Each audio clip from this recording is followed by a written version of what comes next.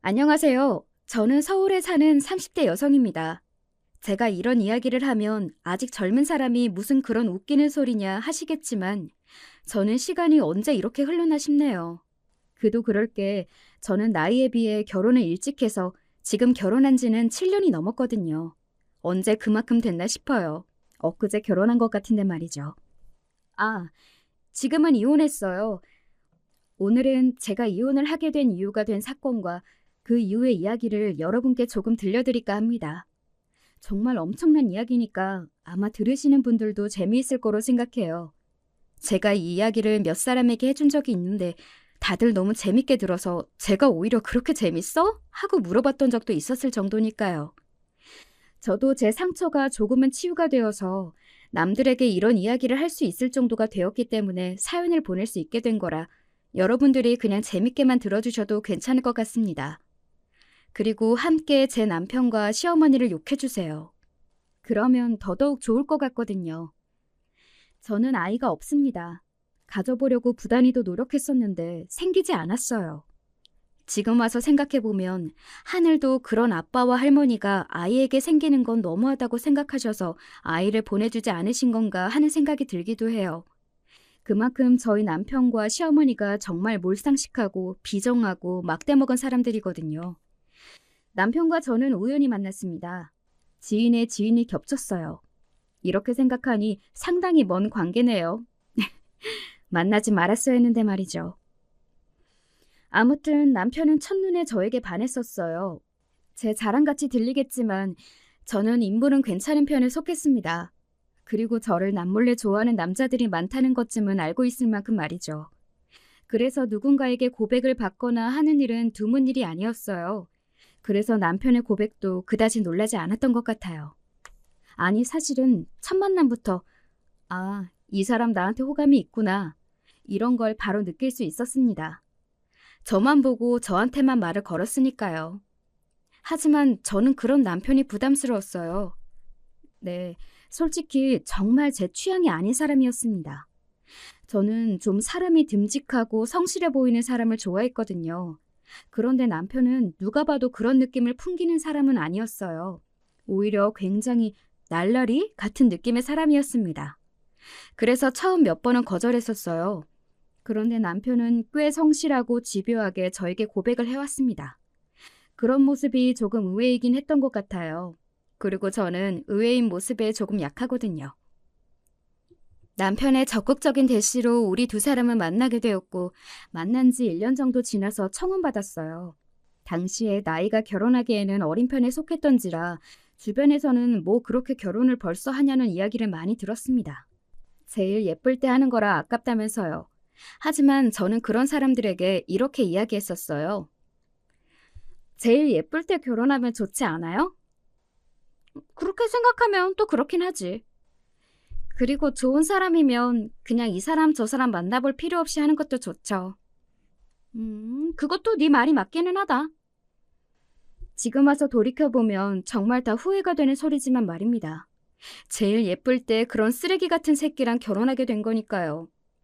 남편이나 저나 다른 조건들은 평범했어요. 남편이 저보다 조금 더 좋은 대학을 나왔다는 건 다르기는 했지만 그래도 남편이 다니는 회사가 제가 다니는 회사보다 객관적으로 좋은 회사는 아니었거든요. 월급도 제가 더 많았고 말이죠. 그래서 첫 인사를 갔을 때 시어머니가 저를 굉장히 어화둥둥했었습니다. 아이고, 우리 집에 이런 복덩이가 라면서 말이죠. 제가 아니라 제가 벌어오는 돈 때문이었지만 말입니다. 결혼하고도 일 계속 할 거지? 네, 저는 하고 싶어요. 그런 마음가짐 좋다. 요즘 같은 시대에는 둘이 같이 벌어야지. 그리고 좋은 직장인데 너무 아깝지 않니? 저를 생각해서 하는 말이라고 생각했는데 다 돈 때문이었다는 건 얼마 지나지 않아 결혼 생활을 하면서 알 수 있었지만 말이죠. 하지만 엄청나게 노골적이지는 않았어요.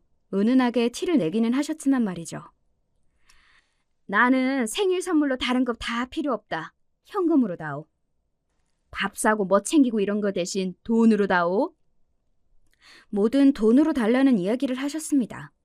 뭐 다른 사람들 입장에서 볼 때야 시어머니가 그래주면 편한 거 아니냐 할 수 있는데 시어머니는 늘 금액을 마음에 들어 하시지 않았습니다.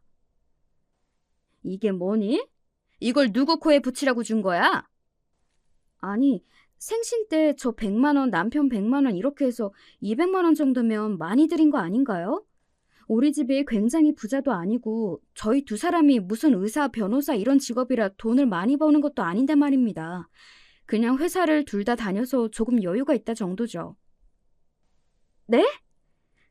제가 당황해서 눈을 동그랗게 뜨고 그렇게 물었더니 시어머니는 조금 민망한 듯 헛기침을 하시더군요. 하지만 그 이후로도 은근히 용돈을 바라거나 주위에 누구는 얼마를 받네 어쩌네 하면서 돈을 요구하는 일이 잦았습니다. 처음에 한두 번이야 그냥 골치 아파지기 싫어서 드렸는데 점점 부담이 되기 시작했어요. 그래서 어느 순간부터는 그냥 모른 척 했던 것 같아요. 은근히 요구를 하셔도 눈치 없는 척 말입니다. 이번에 내 친구가 글쎄 자식들한테 서프라이즈로 1,000만 원을 받았나 보더라고. 그 집 자식들이 돈을 굉장히 잘 버나 봐요. 그렇지도 않은데 그랬다더라. 그러면 미래에 대한 계획이 너무 없는 거 아니에요?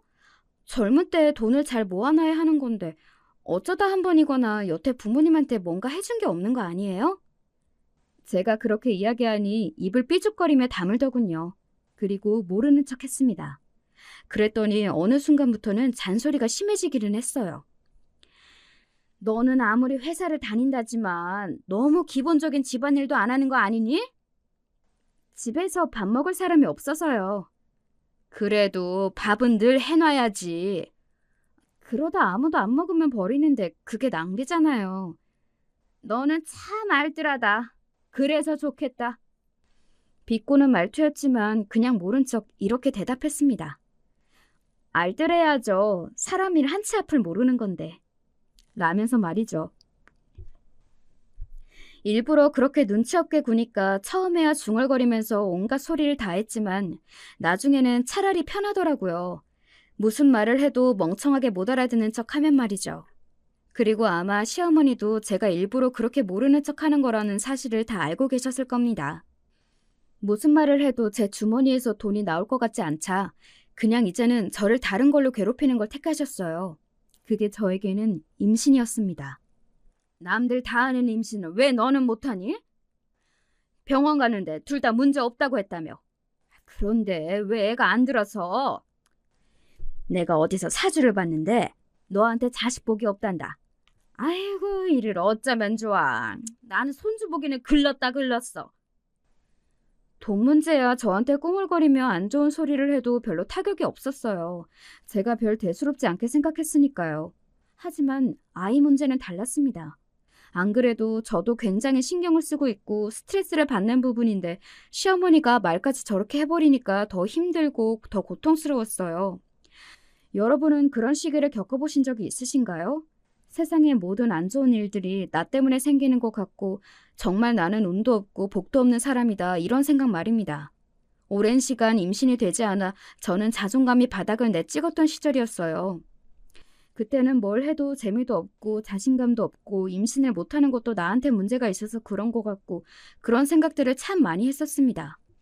병원에서 저도 남편도 아무런 문제가 없다고 몇 번이나 이야기해 주는데도 안 들어서니까 별의별 생각이 다 들더라고요. 그때 왜 사람들이 종교를 믿는지, 왜 점을 보러 다니는지 그걸 처음으로 이해했던 것 같아요. 설명할 수 없이 답답한 일이 생기면 그렇게 되더라고요. 보통 사람이 그럴 때 정말 좋은 친구나 정말 좋은 가족이라면 옆에서 위로해주면서 네 탓이 아니라고 그런 말들을 해주며 위로를 해주잖아요. 하지만 시어머니는 저에게 제 탓이라고 했고 남편은 제가 그러거나 말거나 관심도 없었습니다. 남편은 딱 결혼 3년 차가 되던 시점부터 다른 사람이 되었던 것 같아요. 지금 와서 돌이켜보면 남편은 정말 실증을 잘 느끼는 사람이었던 것 같아요. 그때는 분명 다른 여자가 있거나 하지는 않았던 것 같거든요. 그냥 더 이상 저를 사랑하지 않은 거죠. 사실 결혼을 한 부부가 평생을 어떻게 가슴이 뛰는 사랑만 하고 살겠어요. 세월이 지나도 그렇다면 그건 병이죠. 그런데 그렇다고 한들 서로를 인간적으로 아끼고 좋아하는 마음은 있어야 하잖아요. 부부라면 말입니다. 하지만 남편은 저에게 그러지 않은 것 같아 보였어요. 집에서 말수가 급격하게 없어졌고 저에게 관심도 마음도 없다는 것이 티가 많이 났습니다. 무슨 말을 해도 대화가 이어지지 않았고 또 저한테는 정말 말도 걸지 않았고 말이죠. 사실 그 즈음에 이혼을 할까 하는 생각도 많이 했었던 것 같아요. 근데 또 딱히 이혼을 할 만한 이유는 없지 않아? 남편이 이혼하자고 해? 아니, 딱히 그런 말은 없어. 보통 그런 부부들은 아이가 생기면 달라지기도 하더라. 조금 더 봐봐. 사실 저는 그런 이야기는 참 많이 들었거든요. 별다른 문제는 없지만 서로에게 소홀하거나 서로에게 관심이 없는 부부들도 아이가 생기고 키우다 보면 또 달라진다고 말이죠. 아이가 생기면 정말 가족 같아진다는 이야기를 주변에서 참 많이 들었던 것 같아요. 어쩌면 그래서 그랬기 때문에 제가 아이에 더 집착을 했을 수도 있습니다. 너무 바라고 원해서 그런지 아이는 계속 들어서지 않았어요. 지금 생각하면 그게 천만다행인 일이긴 한데 그 시기에는 그게 정말 속상하고 그랬기 때문에 정말 마음고생을 심하게 했었습니다. 살이 너무 빠져서 보는 사람마다 걱정할 정도로 말이죠. 차라리 이혼하는 게 정말 제 정신건강에도 낫겠다고 생각하던 때였습니다. 결혼한 지 7년 차가 되던 해까지 아이가 들어서지 않았으니까요. 남편도 더 이상 의욕도 기대도 없어 보였어요. 게다가 시어머니는 만나기만 하면 돈 이야기 아니면 아이를 못 가지는 문제로 구박을 하셨으니까 말입니다. 어느 순간 남편과 시어머니의 태도가 확 바뀌더군요. 사실 특별한 계기는 없었어요. 그래서 당시에는 정말 의문이었던 것 같습니다. 오늘 둘이서 맛있는 거 먹으러 갈까? 남편이 어느 순간 굉장히 다정해졌어요. 마치 연애를 할 때 같이 말입니다. 그래서 이혼을 생각하던 마음도 싹 접었던 것 같아요. 그게 남편은 죄책감 때문에 그랬다는 건 뒤늦게 알게 되었지만 어쨌든 당시에는 그런 남편의 변화가 참 반가웠던 것 같아요. 남편이야 뭐 그렇다 치는데 시어머니의 태도까지 바뀌었어요. 시어머니는 저에게 잘해주는 방향으로 바뀌었다기보다는 더 이상 돈 이야기나 아이 이야기를 하지 않았습니다. 뭐 포기를 한 건지 어쩐지는 모른다는 생각을 당시에는 했던 것 같아요. 시어머니도 그래도 사람인데 매번 볼 때마다 사람에게 안 좋은 소리를 하는 게 좋지만은 않을 거라고 본인도 본인을 위해 마음을 좀 편하게 먹기로 한 거 아니냐는 생각을 했습니다. 왜 나이를 먹으면 조금 유해지는 분들이 있잖아요. 저는 저희 어머니도 그런 경우라고 생각했던 것 같아요. 전혀 아니었는데 말입니다. 두 사람의 그 시기는 아주 짧았습니다. 남편은 다시 저에게 무신경해졌어요. 아니, 그게 아니라 점점 더 저를 막대했습니다. 하루는 이런 말도 하더군요. 당신은 관리 안 해? 무슨 관리? 아니, 여자면 관리도 하고 그래야 하는 거잖아. 화장도 하고 옷도 예쁘게 입고. 당신 아가씨 때 생각하면 지금 완전 딴 사람 같아. 그런 식으로 외모 가지고 저에게 한 소리를 하기도 했고 어느 날은 이런 말도 하기도 했어요. 나 밖에서 되게 인기 많아. 그래서 뭐 바람이라도 피우겠다는 이야기야? 그게 아니라 당신 좀 긴장을 하라는 말이지. 아마 예상하던데 그때 그 상간녀가 막 남편에게 관심을 보이던 시기인 것 같아요. 잘난 여자가 자기가 좋다고 들이대던 시기였으니 자신감이 하늘을 찌를 법도 했습니다. 제가 우스워 보였겠죠. 하루하루 늙어가고 아이도 못 낳고 집에서 후줄근하게 있는 마누라가 말입니다. 그리고 그 시기도 얼마 가지 않았어요. 남편은 저에게 본격적으로 못되게 굴기 시작했거든요. 오늘도 집에 안 들어와? 요즘 바쁘다고 했잖아. 아무리 바빠도 집에까지 거의 안 들어오니까 그러지. 그냥 관심을 꺼. 어차피 우리 그냥 헤어지지 못해서 억지로 사는 거 아니었어? 당신 나랑 그랬어? 아, 진짜 지긋지긋하다. 당신 목소리 듣는 것도 짜증나니까 전화하지 마. 바쁜 사람 자꾸 뭐 하는 짓이야 이게? 저는 정말 많이 상처받았거든요. 지긋지긋하다, 목소리 듣는 것도 짜증난다. 그 어떤 막말보다 막말이라고 생각해요. 나한테 정말 정이라는 정은 다 떨어졌구나. 내가 얼굴도 보기 싫구나. 이런 생각을 하기는 했지만 그래도 불륜을 할 거라고는 생각하지 못했습니다. 그 정도의 인간 말종은 아니라고 어쩌면 그렇게 믿고 싶었는지도 모르죠. 하지만 결국에는 불륜이 맞았어요. 제가 처음 남편을 의심하게 된 건 이것 때문이었습니다. 요즘 남편 좀 한가하죠? 네? 회사에 부서 이동이 있었다던데? 그래서 좀 한가한 부서로 갔다는 것 같던데. 처음 듣는 이야기였어요. 부서 이동도 한가해졌다는 이야기도 말이죠. 오히려 요즘 너무 바빠서 집에도 들어오지 않았잖아요. 그때 처음으로 남편에게 여자가 생긴 것 같다고 생각했습니다. 그래서 남편 몰래 남편 휴대폰을 보게 되었던 것 같아요. 평소에 그런 행동을 하는 걸 참 모양 빠진다고 생각했었는데 제 상황이 되니까 그거 말고는 달리 할 수 있는 게 없더라고요. 그래서 사람은 자기 일이 되어보기 전까지는 함부로 생각하거나 말하면 안 되는 것 같습니다. 그리고 그렇게 확인하게 된 휴대폰 안에는 불륜의 증거들이 넘쳐났어요. 남편은 아마 제가 자신의 휴대폰을 들춰볼 거라는 생각을 하지 않은 것 같았습니다. 그동안 서로에게 그만큼 관심이 없었으니까요. 아주 과관이더군요. 둘이 함께 사랑을 속삭이고 저를 욕하고 말입니다. 제일 쓰레기 같은 짓이잖아요. 불륜녀에게 조광치조 욕을 하는 남자 새끼 말이죠. 이혼 언제 할 거야? 나 빨리 오빠랑 결혼하고 싶단 말이야. 조금만 기다려. 조만간 이야기할 거야. 뭐 위자료 그런 거 주기 싫어서 그래? 걱정하지 마. 내가 다 줄게. 네 돈도 아까워. 그리고 그년도 어차피 금방 떨어져. 근데 오빠 부인 더럽게 눈치 없는 타입인가 보다. 남편이 바람난 것도 몰라? 원래 둔하고 눈치 없고 답답한 타입이야. 그러니까 내가 결혼하고 얼마 안 돼서 질렸지. 너랑은 완전히 다르다니까. 둘이 아주 그냥 지랄하는 중이더라고요. 비웃음이 나왔던 것 같아요. 그리고 그 대화를 보면서 한 가지 알게 된 사실이 있었습니다. 남편과 바람이 난 그 불륜의 대상이 누구인지 말입니다. 저는 남편이 바람이 났다는 사실보다 그 사실에 더 놀랐던 것 같아요. 남편이 다니는 회사의 사장 딸이었습니다. 아무리 뭐 대기업까지는 아니라고 해도 그래도 나름 이름 있는 중견기업이었어요. 그런 집의 딸이면 엄청나게 돈이 많은 아가씨일 게 분명했습니다. 게다가 남편과 나눈 대화를 보니 아직 20대인 것 같았고 말이죠.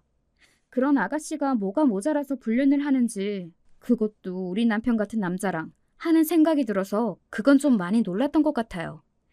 그 모든 대화 내용을 제 휴대폰으로 옮겼습니다. 뭐 이렇게 이야기하면 저는 별로 충격을 받거나 힘들지 않았던 것처럼 느끼시는 분들도 있으실 수 있겠죠. 하지만 굉장히 힘들었습니다. 그래도 저는 남편을 믿었거든요. 그러니까 그 지경이 되도록 한 번도 의심하지 않았던 거고 말이죠. 화가 났어요. 순순히 이혼해줄 수 없다는 생각이 들었습니다. 그래서 저는 그 다음 날부터 조용히 남편의 외도 증거들을 모았던 것 같아요. 생각보다 많이 흘리고 다녀서 증거를 모으는 일은 너무 쉬웠습니다. 나를 얼마나 우습게 보며 그러나 싶은 생각에 슬펐던 기억이 있네요. 그리고 얼마 뒤에 시어머니가 저를 불렀습니다. 이혼하거라. 시어머니가 그렇게 이야기하며 저에게 뭔가를 건네더군요. 봉투였습니다. 무슨 드라마 속에서나 보던 상황을 제가 당하고 있으니 기분이 몹시 얼떨떨했습니다. 갑자기 그게 무슨 소리세요?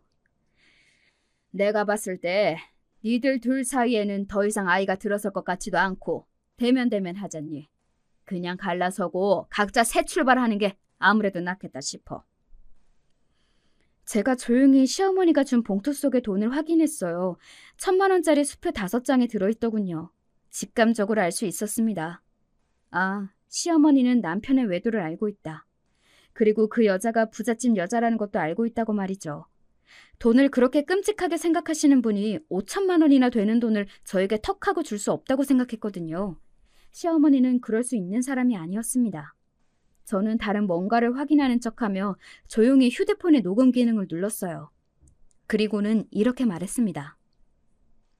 어머니도 아시나 봐요?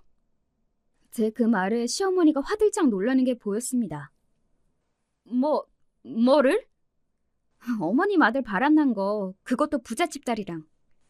제 그 말에 시어머니는 움찔하더군요. 놀란 얼굴이 아니었습니다.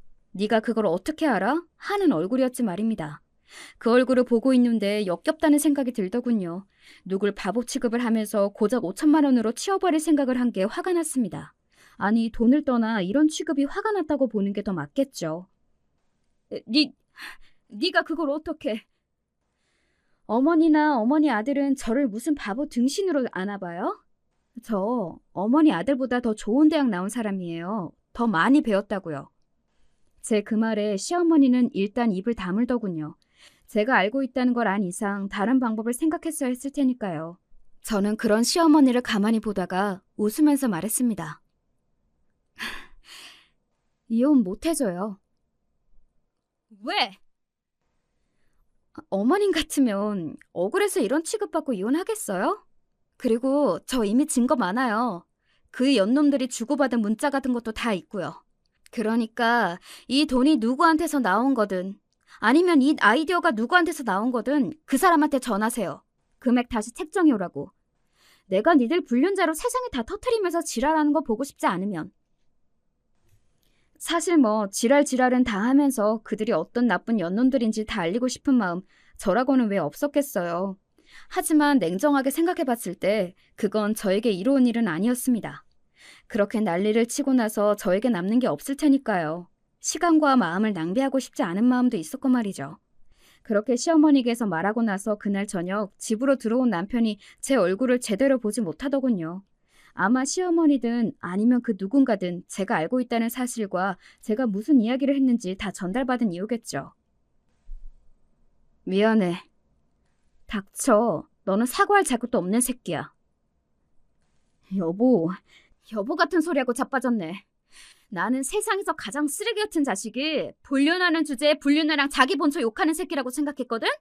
근데 네가 딱 그렇더라. 그리고 나를 얼마나 멍청하고 바보 같다고 생각했으면 그걸 다 남겨놨니?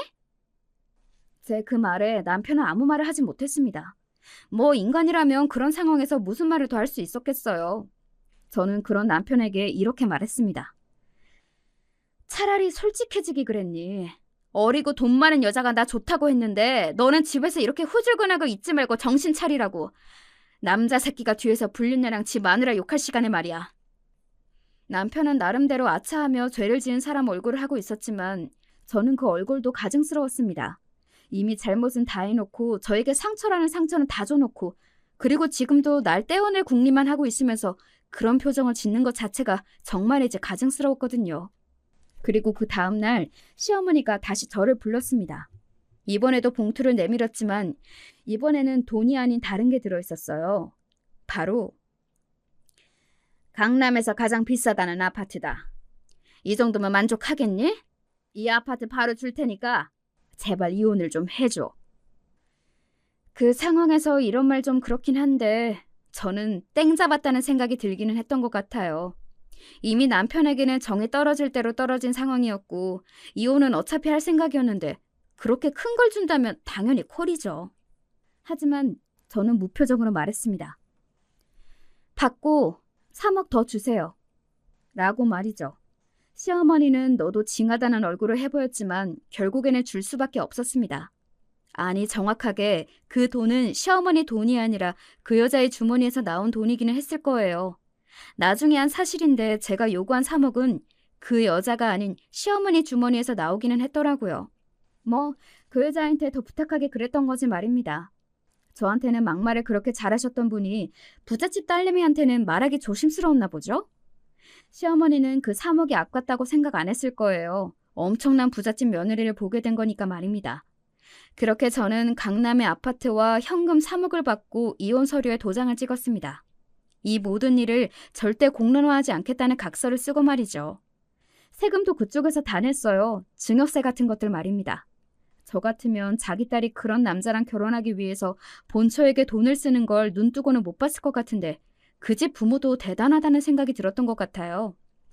그렇게 저와 남편은 남남이 되었습니다. 제 손에는 강남의 아파트와 3억이 남게 되었고 말이죠. 여기서 이야기가 끝인 줄 아셨나요? 아닙니다. 제 이야기의 시작은 어쩌면 지금부터 시작일 거예요. 이 이야기에는 엄청난 반전과 결말이 있거든요. 지금부터는 더 집중해서 들어주세요. 정말 재미있으실 겁니다. 이 다음부터는 정말 상상하지 못했던 일들이 일어났거든요. 마치 하늘이 그들에게 벌을 주든 말입니다. 이혼 서류에 도장을 찍고 모든 게 마무리가 되고 얼마 지나지 않아 그 두 사람이 결혼한다는 소식이 들려왔습니다. 그때까지만 하더라도 뭐 당연히 그러고 있거니 그러려고 나한테 그만큼 주고 조용히 이혼하려고 한 거겠거니 하고 넘겼어요. 너한테 그 돈을 줘가면서 이혼 서두른 이유가 있었더만. 뭔데? 임신했대. 사실 스스로 상처받지 않으려 많은 생각을 하고 다독이기도 했지만 거기서는 조금 타격이 있기는 하더군요. 그렇게 노력해도 들어서지 않고 나를 힘들게 했던 아이를 그렇게 금방 그렇게 쉽게 가졌다는 이야기를 들으니 그럴 수밖에 없기는 했습니다. 그리고 나한테 문제가 있었나 하는 생각도 들 수밖에 없었고 말이죠. 속전속결로 결혼까지 해치운 두 사람은 유럽으로 한 달간 신혼여행을 갔다더군요. 남편이 회사를 그만뒀다는 이야기를 전달받으면서 그 이야기도 들을 수 있었습니다. 이제 부잣집 사위가 되더니 그런 월급쟁이는 시시해 보이지 않았겠냐며 회사를 그만둔 남편의 이야기를 한다고 하더군요. 아마 회장인 회사에 들어가서 일하지 않겠어? 그런 병신 같은 새끼들은 인생이 망해야 하는 건데. 꼭 못돼 빠진 인간들이 잘 살더라. 열받게. 다들 분노했습니다. 남편이 저를 그렇게 버려놓고 잘 사는 걸 말이죠. 그것도 아주 잘. 질투가 날 만큼요. 물론 저도 그 사실에 화가 나지 않은 건 아니었지만 다르게 생각하면 그럴 것도 아니기는 했습니다. 남편이나 시어머니는 원래 그런 인간들이고 그 여자가 아니었더라도 언젠가는 바람이 났을 사람이에요. 남편 말이죠. 그런데 운이 좋게도 부잣집 여자를 만나서 그 여자가 임신까지 되는 바람에 제가 그 많은 돈을 받고 이혼할 수 있었던 거잖아요. 만약에 그런 여자가 아니었으면 강남의 아파트와 위자료 3억은 없었겠죠. 그렇게 생각하면 또 참아지기는 했어요. 그럼에도 그런 인간들이 여전히 떵떵거리며 나보다 더 잘 산다는 건 화가 나기도 하고 가끔 자다가도 벌떡 일어날 만큼 분한 기분이 들기도 했지만요. 그리고 얼마 지나지 않아 엄청난 이야기를 듣게 되었습니다. 야, 하늘이 네 편인가 보다. 왜? 그 여자 집 부도 났다는데? 뭐? 갑자기 왜? 갑자기는 아닌가 봐. 원래 조금 상황이 힘들기도 했다는데 지금 뭐 규제 들어온 것 때문에 타격을 가장 많이 직접적으로 받았다던데? 원래도 좀 힘든 상황이었어서 어떻게 손도 못 써보고 그대로 부도인가 봐. 그리고는 말하더군요. 그냥 망했으면 다행이게 난리가 난 것 같던데? 어떻게 난리가 났는데? 그동안 땡겨 쓴 돈들이 많아서 빚더미 안게 생겼다고. 지금 그 집 부모 재산은 물론이고 그 부모의 재산에 자식들까지 다들 집 팔고 땅 팔고 그러고 있다는데? 그걸로도 감당이 안 되는 모양이던데? 정말? 부자 망해도 3대는 간다는 말도 옛말인가 보네.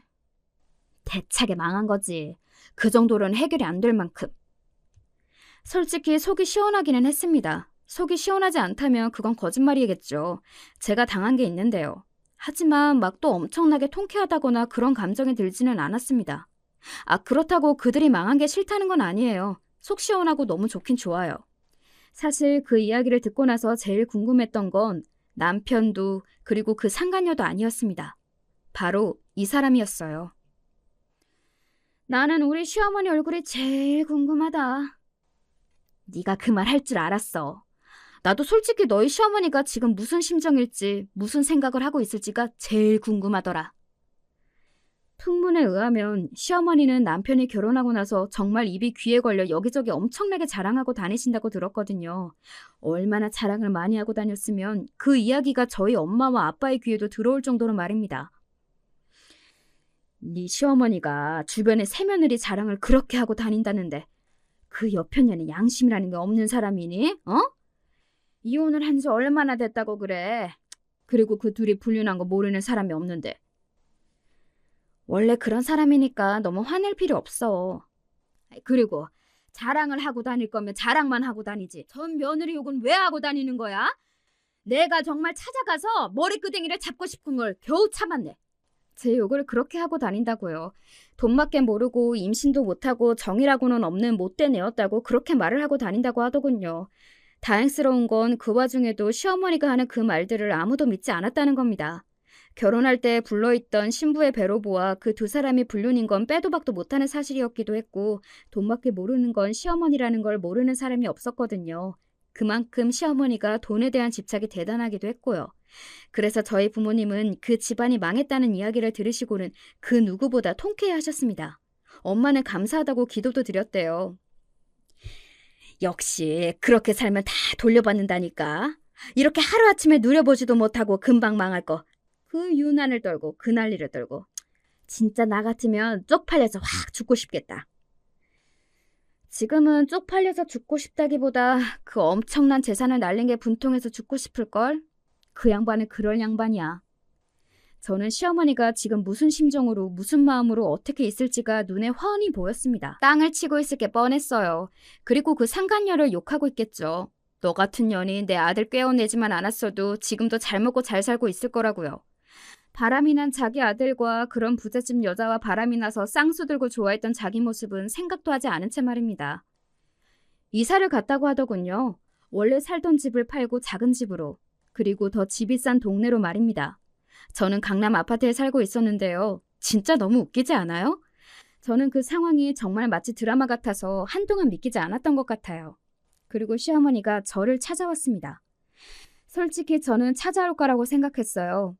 지금 다 잃었는데 남편은 회사까지 그만두고 백수 생활을 하고 있는데 저에게 줬던 3억과 그 강남 아파트가 당연히 눈에 아른가렸겠죠. 시어머니라면 꿈에도 저에게 줬던 것들이 아까워서 벌떡 일어났을 사람이거든요. 내가 전해줬던 그 돈이랑 아파트. 정확히는 돈만 어머님이 주신 거죠. 그 아파트는 그 여자가 해준 거 바보가 아닌 이상 다 알 거라고 생각 못 하세요? 어쨌든 그거. 그거 왜요? 다시 돌려줘. 시어머니의 그 뻔뻔함에 정말 웃음이 나왔던 것 같아요. 정말 말 그대로 웃겼습니다. 비웃으려는 의도나 생각 이런 거 없이 그냥 순수하게 웃음이 터져나왔어요.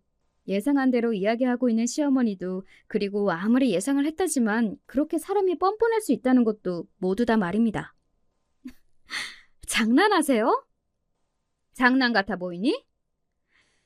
제가 그걸 드릴 거로 생각하세요? 준 사람이 달라고 하면 돌려줘야지. 이렇게 멍청하신 분이었어요? 아니면 돈이 사람을 이렇게 만드는 거예요? 그런 제 말에 시어머니는 잠시 입을 꾹 다물더니 저를 노려봤습니다. 법대로 하세요. 저는 한 푼도 못 드려요. 제가 받은 상처, 지난날 어머니한테 받은 학대, 뭐 기타 등등 모든 것들에 대한 보상이었고 법적으로 절차도 다 끝난 완벽한 제 재산이에요. 아무리 소송을 걸고 난리를 떠셔도 한 푼도 가져가실 수 없겠지만 뭐 그런 바보 같은 허튼 짓 하고 싶으시다면 말리지는 않을게요. 어디까지 나락으로 떨어지실지 저도 궁금하네요. 제가 그렇게 이야기하자 시어머니 얼굴이 화로 벌겋게 달아오르더군요. 이 못된 것! 사실 자기 말이 자기도 말이 안 된다는 걸 스스로 그 누구보다 잘 알고 있었을 겁니다. 하지만 그 돈을 생각하면 잠을 잘 수도 먹을 수도 없었겠죠. 그러니 이런 억지를 부리는 거라고 말이죠. 다른 할 말이 없으니 못된 년이라는 둥, 너는 우리가 불쌍하지도 않다는 둥, 그런 논리적이지 못한 말들로 어거지를 부리는 거였고요. 저는 이런 한 장 당신한테 줄 생각 없으니 돌아가세요. 그리고 한 번 더 찾아오시면 정말로 경찰에 신고할 겁니다. 저는 해요. 아시겠어요? 그리고 그 자리에서 일어섰습니다. 뒤에서 저를 욕하는 시어머니의 목소리가 들려왔어요. 정말이지 악이라는 악은 다 쓰더군요. 원래도 망가져 있던 사람이었지만 모든 걸 잃은 망가진 사람은 말로가 저렇게 추하구나 하는 생각이 들었던 것 같아요. 그 부잣집 여자였던 상강녀가 조산했다는 이야기를 전해 들었습니다. 뭐 본인도 스트레스가 크기는 했겠죠. 평생을 부잣집 딸로 살다가 지금 한순간에 돈도 없고 백도 없고 게다가 구박까지 받는 상황이 되었으니 말이죠. 시어머니가 그녀를 엄청나게 탓하고 구박하고 있을 거라는 건 보지 않아도 듣지 않아도 알 수 있었습니다. 보나마나 네가 내 아들 신세를 망쳤느니 하면서 고래고래 소리를 지르고 있겠죠. 저에게 했던 것처럼 말입니다. 다 업보라고 생각해요. 불쌍한 마음이 단 하나도 들지 않고요. 그리고 또 얼마 지나지 않아 이런 이야기를 들을 수 있었습니다. 결국에는 집 팔고 시댁으로 들어갔대. 시어머니랑 같이 산다고? 그 정도로 한 푼도 없이 쫄딱 망했어? 망한 정도가 아니라니까. 그 집 부모님은 지금 전국을 돌아다니면서 빚쟁이들한테 도망다니는 신세가 됐고 자식들 찾아가서 돈 달라고 하도 지랄하니까 어쩔 수 없이 집도 판 거지. 용케 안 쫓아내고 같이 사네? 안 그래도 나가라고 그랬는데 자기는 죽어도 못 나간다고 그랬다던데? 그 상간녀가? 오, 그 상간녀도 거기 나가면 갈 곳 없다는 거 아니까 죽어도 거기 붙어 있으려고 하는 거지. 게다가 애도 낳았고. 와, 그 노인네 복장 뒤집어졌겠다. 복장만 뒤집어져? 지금 뒤로 넘어가기 직전이라더라. 정말 궁금해서 들여다보고 싶어질 정도였어요. 그 상간녀와 시어머니가 한 집에서 사는 모습 말입니다. 난리도 그런 난리가 없을 것 같았거든요. 그 인간은 취직은 했대? 네 전남편? 아니, 그 회사 나올 때 별 지랄을 다 하고 나오기도 했지만 소문도 이미 단 한마당에 누가 그만큼 빚 있는 사람을 쓰려고 하냐? 회사 입장에서도 골치 아프지, 그런 직원 데리고 있는 건. 그러면 집에서 놀아? 돈을 벌어야 할 거 아니야. 여기저기 아르바이트 이런 거 하다가 그마저도 적성에 안 맞는 건지 아니면 그 와중에 자존심이 상하는 건지 안 하고 지금은 집에 틀어박혀서 술이나 마신다고 하더라. 정말 답도 없다, 답도 없어. 남의 인생을 보고 또 돌아가는 상황 이야기를 듣고 그 정도로 답이 없다고 생각해 본 적도 없었을 겁니다. 제 이야기가 아니고 이제는 저랑 상관도 없는 사람들 이야기인데 듣는 것만으로도 속이 답답해져 오더군요. 그러게, 바람 안 피우고 너랑 잘 살았으면 이런 일 당하지도 않잖아. 그럼 그건 내가 불쌍하지. 그런 인간이랑 계속 살았어야 한다는 건데. 그건 또 그렇네. 그리고 그 이후로는 지인들에게 더 이상 저에게 남편과 시댁의 이야기를 전달해주지 말라고 했어요. 이제 그들이 대차게 망한 걸 알았고 답도 없는 삶을 사는 걸 알았으니 그걸로 되었다고요. 더 이상의 이야기는 전달받고 싶지 않았습니다. 왜 그런 기분이 들었는지는 모르겠지만 그렇더라고요.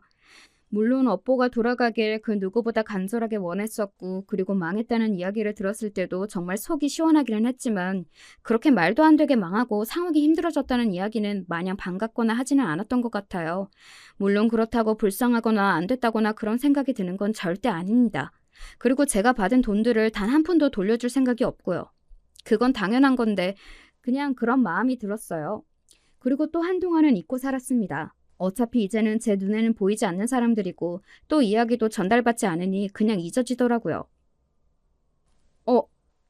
여보? 그런데 정말 우연히 남편을 만났습니다.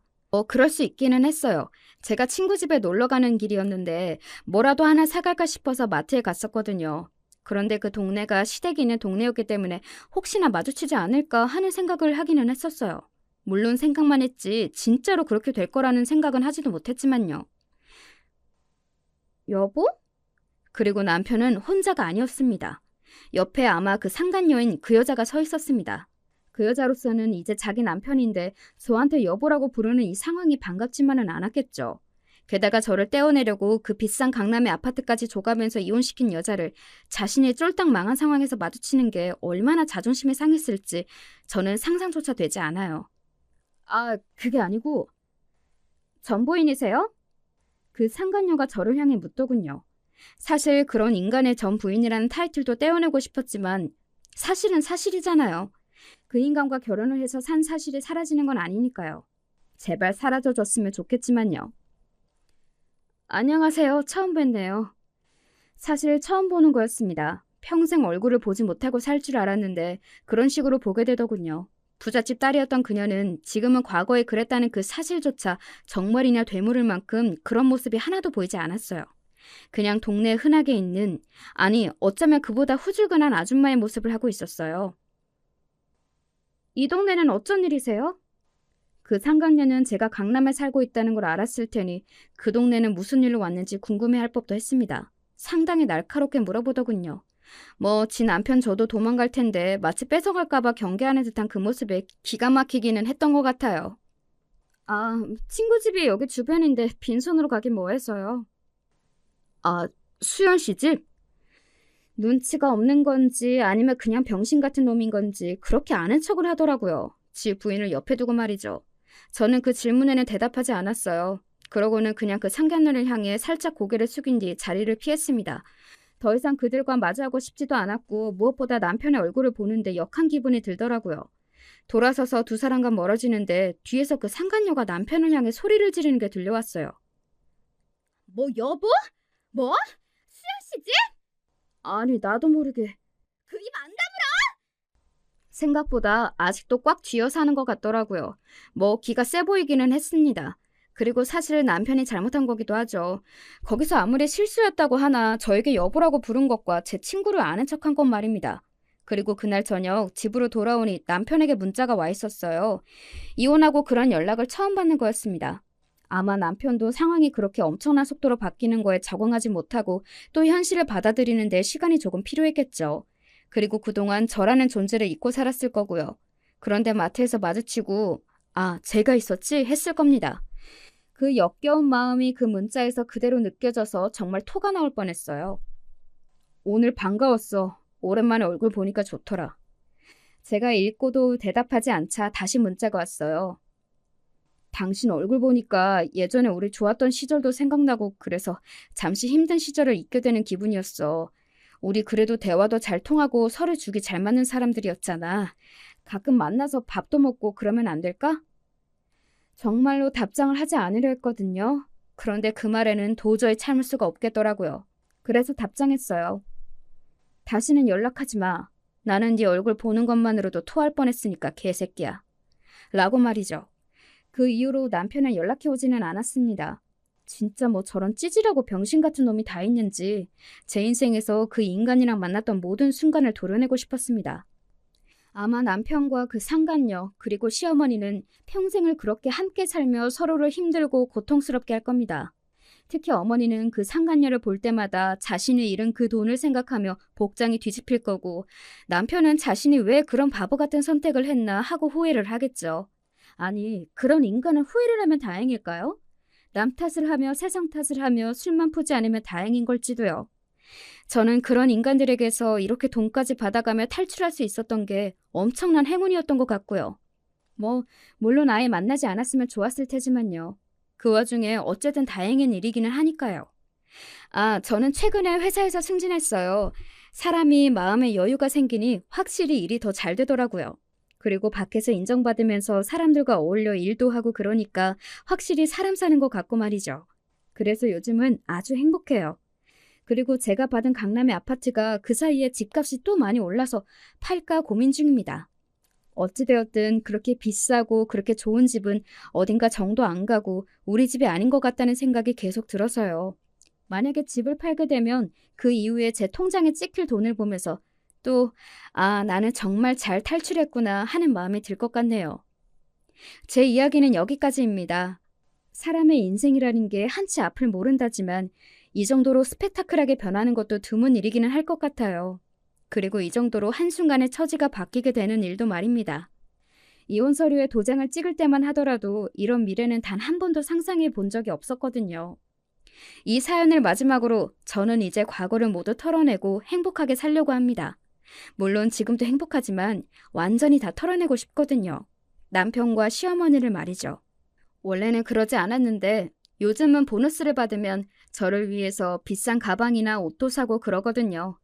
자신이 자신에게 선물을 하는 것도 정말 중요한 것 같아요. 그러면서 또 삶의 동력을 얻기도 하고 또 아, 나 열심히 잘 살고 있구나 하는 생각이 들면서 자존감도 높아지더라고요. 아, 그날도 그 상간녀가 저를 아래 위로 훑었었어요. 제가 비싼 가방을 들고 비싼 옷을 입고 있었는데 아마 그녀는 알아봤을 겁니다. 그리고 분했을 거고요. 그것도 생각이 나네요. 저는 이제 그만 이야기를 줄이겠습니다. 어떻게 들으셨나 모르겠어요. 저는 솔직히 쓰면서 조금 재미있었던 것 같기는 합니다. 워낙 엄청난 이야기라 그런지는 몰라도 말이죠. 부디 들어주시는 많은 분도 제 이야기가 흥미로웠기를 바랍니다. 요즘 주변에 여름 감기 걸린 사람들이 많더라고요. 여름 감기가 더 독한 거 아시죠? 언제나 건강 유의하시기를 바랍니다. 감사합니다.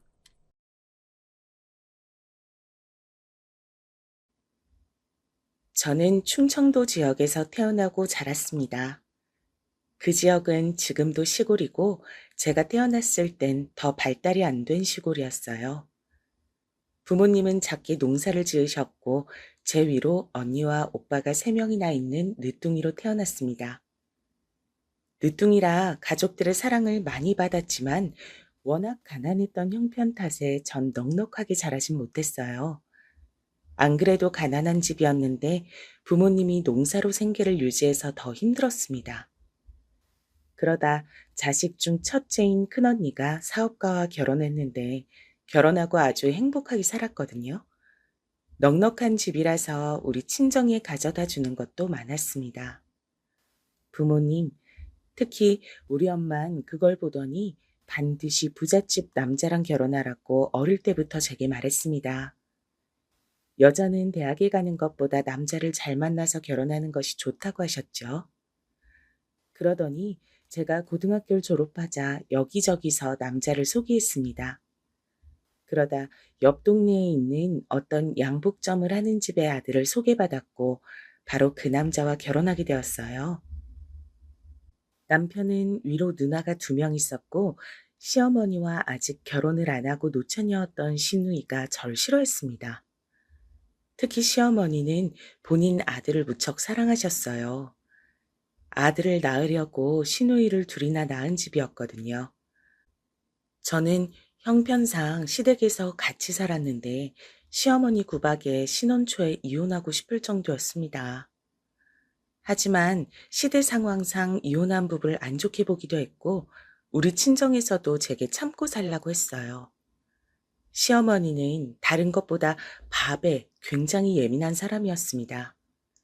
먹는 것을 잘 먹어야 모든 일이 잘 풀린다고 하셨어요. 그래서 제게 새벽 4시에 일어나서 밥하는 것을 강요하셨습니다. 아침부터 매일 다른 국이나 찌개, 그리고 반찬을 최소 5가지는 만들어야 했습니다. 그래야 아침 7시에 시아버지와 남편을 깨워 밥을 먹일 수 있었거든요. 시어머니는 늘 6시에 기상하셨는데 그때 이미 모든 요리가 완성되어야 했습니다.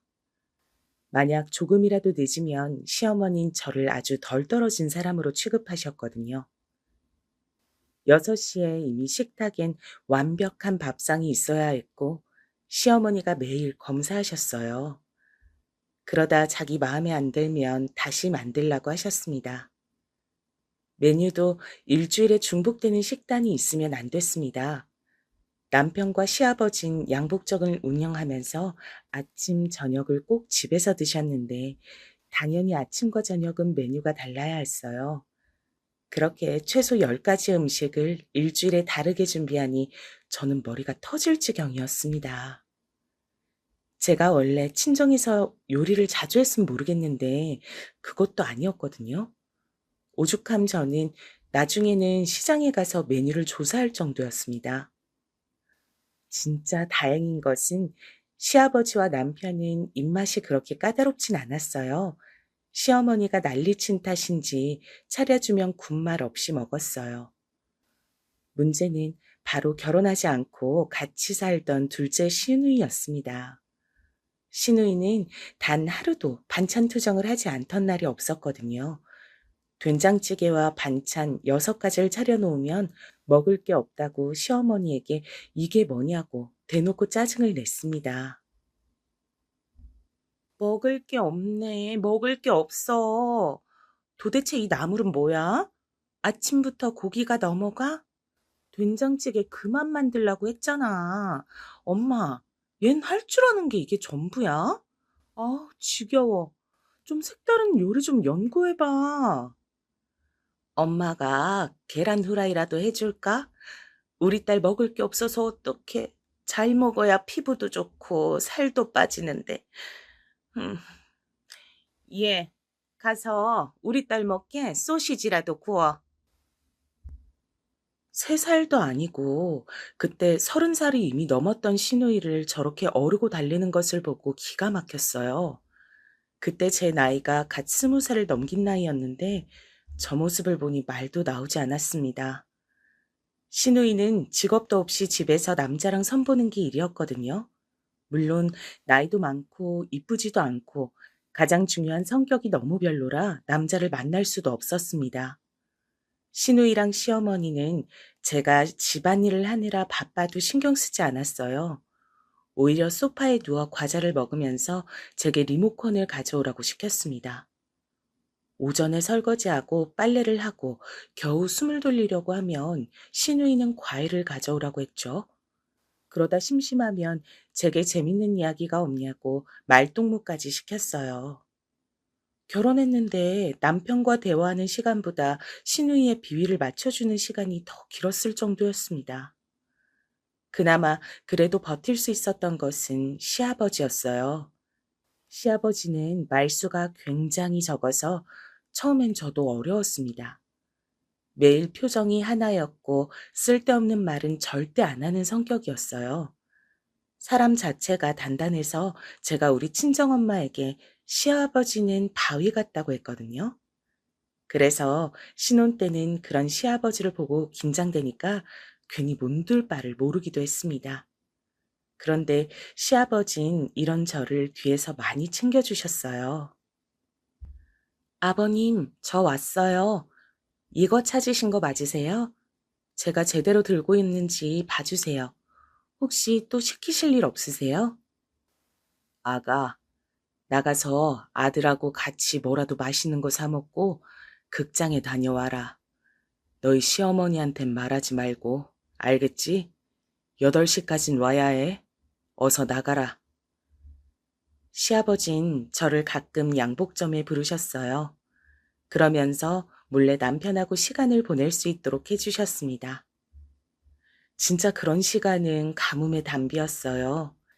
이런 소중한 숨통이 트이는 시간이 없었다면 전 신혼 때 견디지 못했을 거예요. 시어머니는 음식에 예민하다고 했잖아요. 이런 것은 제사나 명절에도 마찬가지였습니다. 하필이면 시댁이 큰 집이었는데 시아버지가 동생이 5명이나 있었어요. 그래서 친척들이 다 모이면 정신이 하나도 없었습니다. 시어머니는 집에 오는 손님들이 부족하게 먹으면 안 된다고 명절이 오기 일주일 전부터 음식을 준비하셨어요. 물론 그건 제가 거의 다 준비했죠. 시장에 가서 시어머니 뒤에서 2손 무겁게 음식 재료를 들고 다니는 건 너무 힘들었습니다. 명절이 지나면 저는 머리가 지끈거려서 내과에 가서 약을 먹어야 할 정도였어요. 명절 때 제일 힘들었던 건 바로 결혼한 큰 시누이가 집에 오니까 기다렸다가 친정에 가라는 시어머니였습니다. 큰 시누이는 결혼해서 서울에서 살았는데 그 시누이가 올 때까지 저는 집에 갈 수가 없었어요. 가족이 오랜만에 모이는 소중한 기회를 놓칠 수 없다고 시어머니는 늘 저를 보내지 않았습니다. 저도 언니와 오빠들이 많고 우리 부모님을 보고 싶은데 갈 수가 없었어요. 너무 속상해서 남편에게 울면서 말한 적도 아주 많아요. 그런데 그럴 때마다 옛날 사람이니 저보고 이해하라는 말이었죠. 이렇게 서러움 속에서도 유일한 제 편인 시아버지를 보고 버텼습니다. 그러다 저는 첫째 아이가 생겼어요. 혹시 이 사연을 듣는 분 중에 임신 경험이 있는 분이 계신가요? 다들 그때 임신 증상이 어떠셨어요? 저는 다른 것보다 바로 입덧이 너무 심했어요. 아예 먹질 못해서 임신을 했는데 오히려 살이 빠지는 지경이었습니다. 못 먹으니까 현기증이 심했어요. 음식 냄새만 맡아도 어지럽고 속에서 올라오는 느낌이 들었습니다. 그런데 우리 시어머니가 음식에 예민하다고 했잖아요. 시어머니는 임신한 제게도 무조건 새벽에 일어나서 밥하는 것을 강요하셨습니다. 입덧이 제가 먹는 것만 힘든 게 아니고 냄새 맡는 게 진짜 힘들잖아요. 힘들어서 수액까지 맞으면서 버티는 제게 시어머님 요리를 준비하라고 하셨습니다. 하루는 그러다 제가 진짜 죽을 것 같더라고요. 새벽에 일어나서 요리하는데 자꾸 속에서 올라오고 화장실로 달려가는 것을 반복했어요. 당연히 집중하지 못했는데 임신하면 잠이 많아지는 거 아세요? 충분한 수면을 확보하지도 못했는데 속까지 안 좋으니 제가 그날 그만 두부를 썰다 칼로 손가락을 베게 되었어요. 순식간에 일어난 일이었고 너무 아파 소리를 질렀습니다. 제가 소리를 지르니까 시아버지와 남편도 깜짝 놀라서 부엌으로 왔죠. 병원이 여는 시간이 아니라 급하게 손가락을 감싸고 응급실로 향했습니다. 처치하고 응급실에서 바늘로 살을 접했어요. 너무 아프고 갑자기 서러움이 몰려와서 눈물이 나오더라고요. 엉엉 우니까 옆에서 시아버지가 절 달래주셨죠. 그러고 집에 왔는데 당연히 아침은 준비하지 못했습니다. 시아버지와 남편이 출근하고 제가 잠을 자려고 누웠더니 시어머니가 들어왔어요. 시어머니는 잔뜩 화가 난 표정이었습니다. 너는 지금 잠이 오니? 임신한 게 뭐가 그리 대수야? 난 애를 셋이나 낳았는데 너처럼 유난 떨 생각은 하지도 못했어. 너 일부러 그런 거지? 지금 요리하기 싫다고 시위하는 거잖아. 아우, 진짜 가만 보면 여우가 따로 없다니까. 에이, 엄마 왜 그래? 설마 일부러 자기 손을 저렇게 했겠어?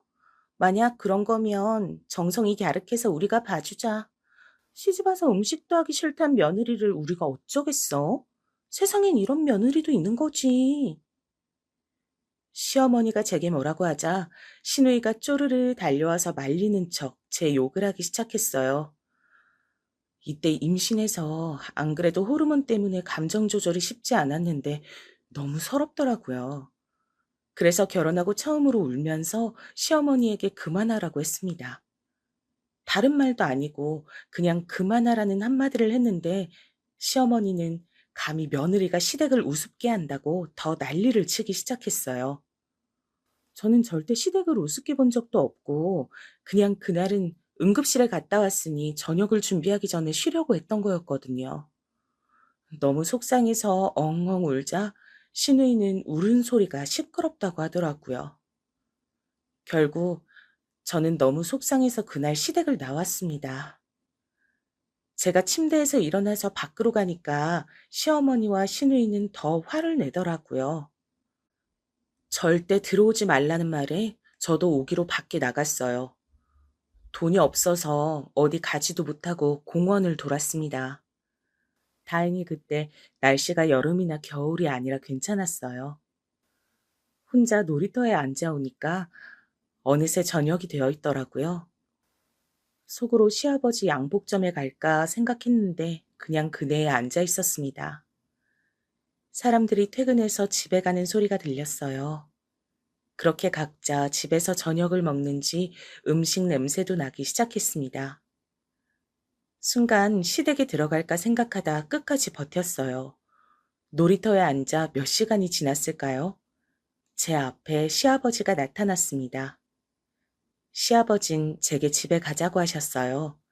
당신이 대신 미안하다고 사과하셨죠. 응급실에 간 며느리에게 저녁밥을 얻어먹을 생각은 없다고 하셨어요. 이때 시아버지가 아니었다면 저는 다시 시댁에 갈 생각을 안 했을 거예요. 결국 못 이기는 척 시댁에 갔더니 시어머니는 당장 나가라고 소리를 지르셨습니다. 그런 시어머니를 시아버지가 달래고 시누이는 남편이 달랬습니다. 이 사건 이후로 시아버지는 제가 출산할 때까지 아침밥을 준비하지 말라고 하셨어요.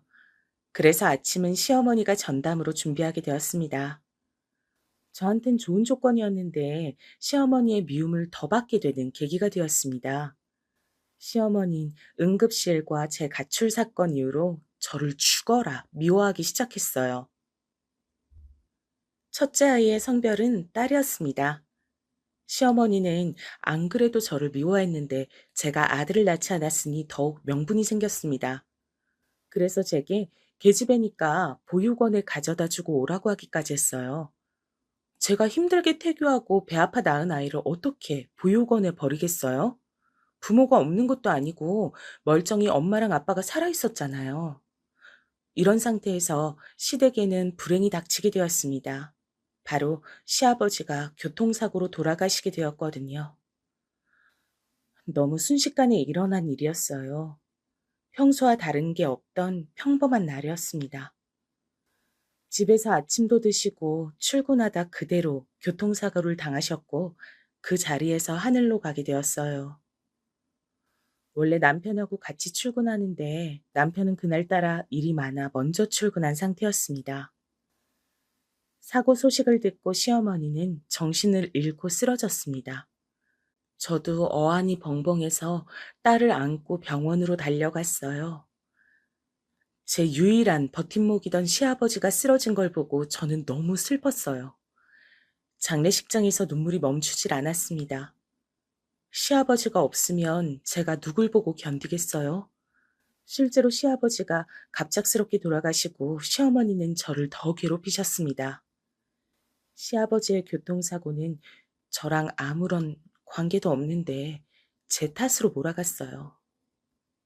네가 우리 집에 온 이후로 되는 일이 없어. 우리 남편도 너 때문에 죽은 거야. 내 남편 살려내. 살려내라고. 너 만약 내 아들도 죽이면 그땐 내가 가만두지 않을 거야. 알겠어? 시어머니는 틈만 나면 저를 보고 욕하셨어요. 서럽고 서운하고 말도 안 된다고 생각했습니다. 저도 시아버지가 돌아가시고 너무 감정적으로 힘들었어요. 유일한 제 편이 사라진 거잖아요. 시아버지가 죽고 양복점은 문을 닫았습니다. 처음엔 남편이 이어가려고 했는데 자꾸 시아버지가 생각나서 못 견디겠다고 남편은 다른 길을 가겠다고 했어요. 그런 남편을 존중하고 저는 기다렸습니다. 사실 시아버지가 돌아가시고 수입이 사라지니 시댁 형편이 많이 힘들었습니다. 남편은 취업을 준비한다고 도서관에 다니기 시작했죠. 시댁은 결국 살던 아파트도 팔고 새로운 집으로 이사가서 살기 시작했습니다. 시어머니와 시누이는 작아진 집이 너무 싫다고 불만투성이었어요. 그런데 어쩔 수가 없었습니다. 돈이 없으니 당장 누구라도 나가서 돈을 벌어야 했는데 시댁 식구들은 그 누구도 나가서 돈을 벌 생각이 없어 보였어요. 시어머니는 본인은 몸이 안 좋아서 일을 할 수가 없다고 했습니다. 시누이는 결혼할 남자를 찾아야 한다고 하더라고요. 남편은 취업을 준비한다고 도서관에 다녔죠. 결국 남는 것은 돌쟁이 아이를 키우는 저 하나였습니다. 당장 먹고 살 돈이 없으니 제가 결국 마트에서 일하기 시작했어요. 이때 시어머니와 신우에게 서운했던 점은 바로 아이를 봐주기 싫다고 하더라고요. 둘이 집에만 있으면서 우리 아이가 예민해서 돌보는 건 무리라고 그 어린 돌쟁이를 어린이집에 보냈습니다. 그런데 우리 첫째는 누가 봐도 순한 아이였거든요. 비록 임신했을 때 예민하긴 했지만 태어나선 한 번도 힘들게 했던 적이 없어요. 그저 그냥 밥만 잘 챙겨주면 조용히 혼자 놀기도 잘 놀고 잠도 잘 자는 아가였습니다. 이런 아이를 딸이라는 이유로 돌보기 싫다고 어린이집에 보냈어요. 심지어 어린이집에 데려다 주고 데리고 오는 것도 귀찮아했습니다. 제가 마트에 출근하기 전에 아이를 어린이집에 데려다 줬고 시어머니가 데리고 오는 것만 했어요. 그런데 그것도 싫다고 시어머니는 돈 관리를 본인이 하겠다고 제 월급을 가져갔습니다. 결국 저는 제가 돈을 버는데도 제가 월급을 관리하지 못했어요. 이런 상태에서 전 둘째까지 가지게 되었습니다. 사실 둘째를 가졌을 때 고민이 많았습니다. 그때 상황이 안 좋아서 낳는 게 맞나 싶었죠. 하지만 우리 부부에게 찾아온 아기를 제 손으로 지우긴 싫더라고요. 그래서 큰 고민 끝에 둘째를 낳기로 결정했습니다. 다행히 첫째 때와 달리 둘째는 임신했을 때 입덧이 많지 않았어요. 저는 출산하기 한 달 전까지도 일했습니다. 그리고 둘째가 태어났는데 다행히 성별이 남자였어요. 시어머니는 아들인 둘째를 매우 예뻐했습니다. 첫째는 우는 것도 듣기 싫다고 하더니 둘째는 본인이 직접 안아서 키웠어요. 낳은 건 전데 본인이 엄마인 것처럼 봐줬어요.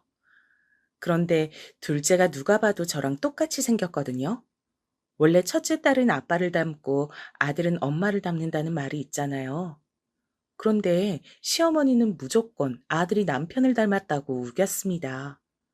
제 눈은 큰 편이고 남편 눈은 작은데 아들이 눈이 되게 동그랗고 이쁘거든요. 지나가는 사람들도 저랑 똑같이 생겼다고 하는데 시어머니는 아들의 눈이 남편하고 똑같다고 했습니다. 뭐, 사실 이런 거는 그냥 넘길 수 있었어요.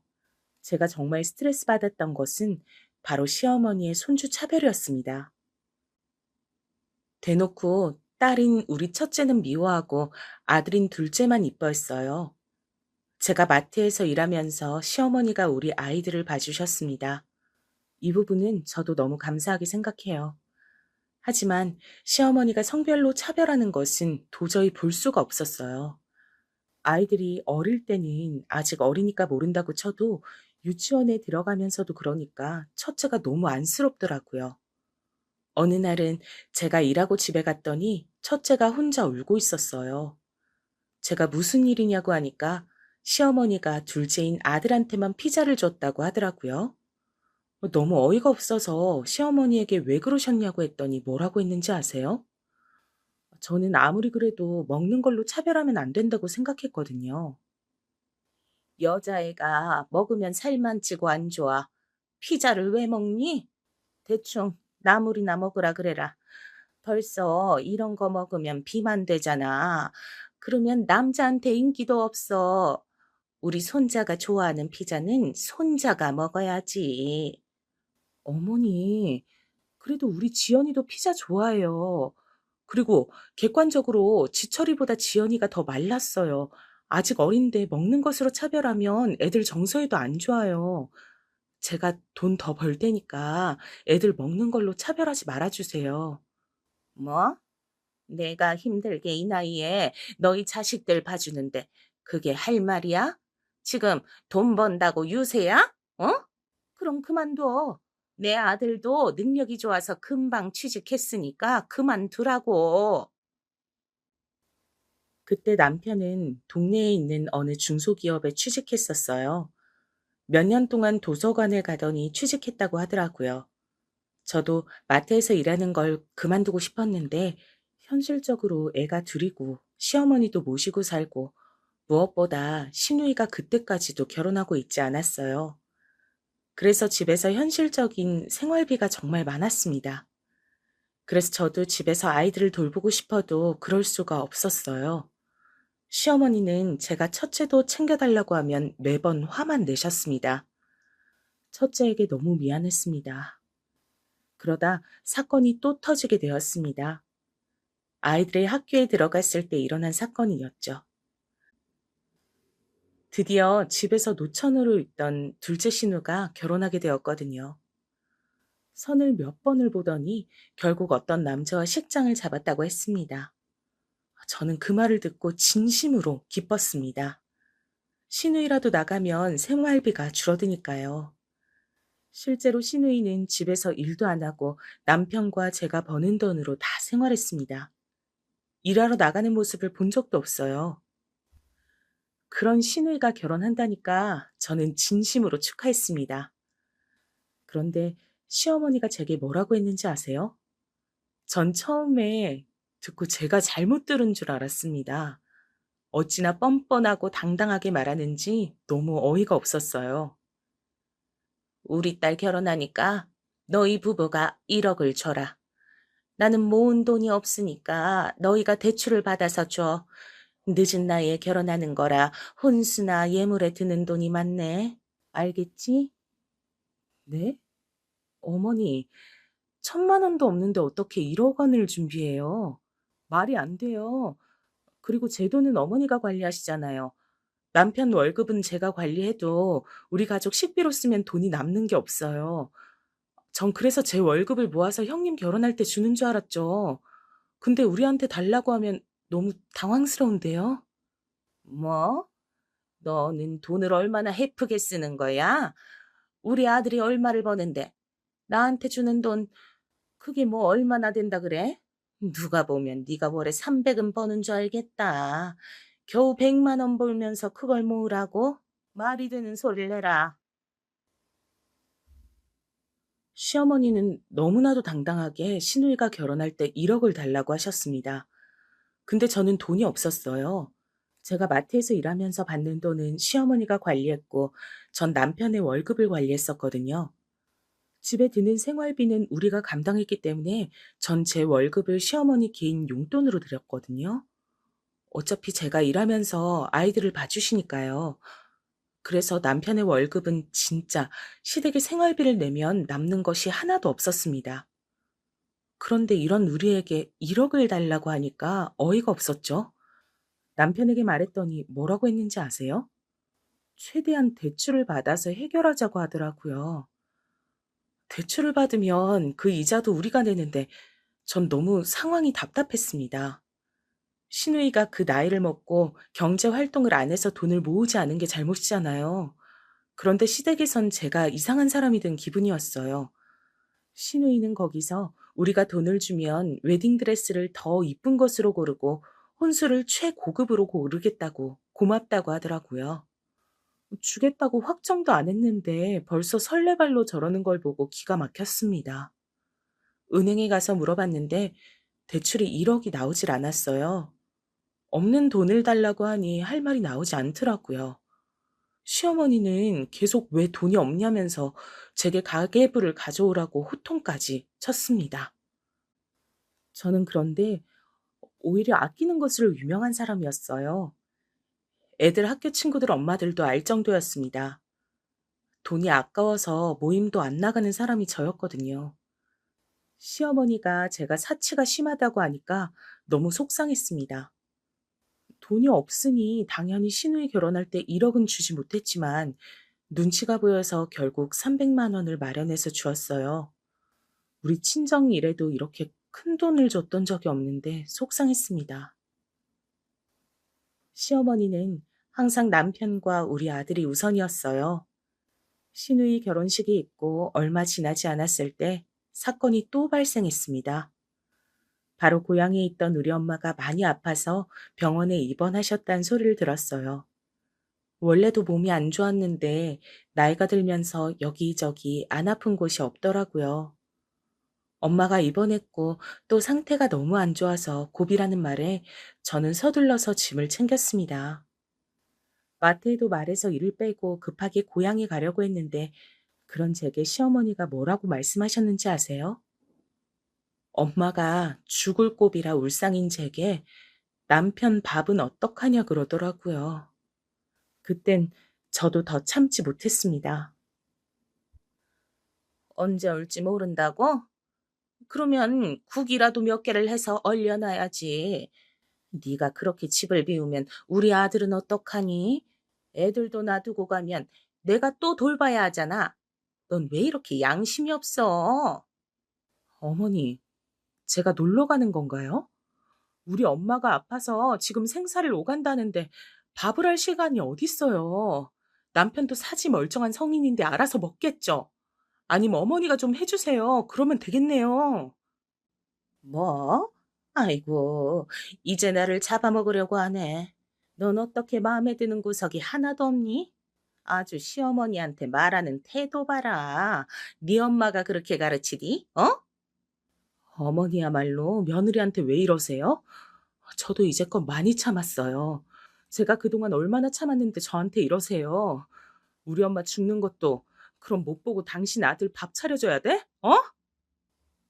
저는 말하다 보니 순간 화를 억누르지 못했습니다. 노예처럼 시어머니에게 월급을 주고 일을 했는데 저런 소리를 들으니까 화가 속에서 올라왔거든요. 제가 저렇게 말하자 시어머니는 갑자기 머리가 아프다고 그 자리에서 주저앉았어요. 그러더니 본인 손으로 핸드폰을 들더니 119를 불렀습니다. 숨이 쉬어지지 않는다고 하는데 누가 봐도 꾀병이었죠. 남편에게 전화해서 저 때문에 화병이 나서 살 수가 없어서 지금 죽겠다고 말하더라고요. 저는 그때 당장 친정에 가야 했는데 시어머니가 저러니까 너무 답답했습니다. 남편은 제게 그냥 친정에 조용히 가면 되는 걸 왜 일을 크게 만드냐고 하더라고요. 속상하고 답답한데 시어머니가 쓰러진 척을 하고 있으니까 친정에 갈 수도 없었습니다. 하지만 우리 언니와 오빠들이 전화로 저를 재촉했어요. 지금 당장 나가야 버스를 타고 고향에 갈 수 있던 상황이었습니다. 저는 결국 아이들을 제가 데리고 친정으로 향했어요. 남편에게 119가 곧 올 건데 내 눈으로는 이런 상황이 심각하지 않다고 했죠. 그러자 남편은 본인 엄마가 죽을 수도 있는데 어떻게 그러냐고 하더라고요. 그때 심정은 그냥 다 놓고 싶었습니다. 나는 우리 엄마 죽을까 봐 고향에 가니까 그럼 당신은 당신 엄마 보러 집에 오면 되겠네. 각자 엄마 챙기자고. 우리 엄만 진짜로 아파서 병원에서 생사를 오가는 거고 너희 엄만 꾀병이라고. 저는 너무 화가 나서 남편에게 저렇게 말하고 아이들을 데리고 버스 정류장으로 향했어요. 여러분, 저는 진짜 결혼해서 한 번도 이렇게 남편에게 말한 적이 없거든요. 전날이 처음으로 남편에게 심하게 말한 날이었습니다. 아무튼 그렇게 친정으로 향했고 다행히 엄마는 며칠 후에 상황이 좋아지셨어요. 간신히 엄마를 살리고 정신을 차렸는데 남편에게 연락이 오더라고요. 남편은 우리 엄마가 괜찮아졌다고 하니 다행이라고 하면서 빨리 집에 오라고 했습니다. 저는 일부러 시어머니의 상태를 정확하게 묻지 않았어요. 그런데 남편은 본인이 알아서 말해줬습니다. 시어머니는 원인 불명의 두통에 시달려서 아직도 입원 중이라고 했어요. 저는 그 말을 듣고 참 어이가 없었습니다. 딱 봐도 아픈 것도 없는데 괜히 입원하는 거였거든요. 만약 제가 시댁에 가면 시어머니의 병관으로 할 것이 뻔했습니다. 그때부터 자존심 싸움이 시작되었어요. 전 우리 엄마의 상태를 지켜본다고 하고 시댁에 가지 않았습니다. 그러자 남편은 당장 시어머니를 누가 간호하냐고 자기가 일을 그만둘 순 없지 않냐고 화를 내더라고요. 그렇게 2주가 흘렸는데 문제가 있었습니다. 바로 아이들의 학교 문제였어요. 제가 친정에 있으면서 아이들을 데리고 있으니까 아이들이 학교에 가질 못했거든요. 또 친정에서 지내는데 아이들이 불편해하는 모습이 보였습니다. 결국 저는 아이들을 데리고 다시 시댁에 올 수밖에 없었어요.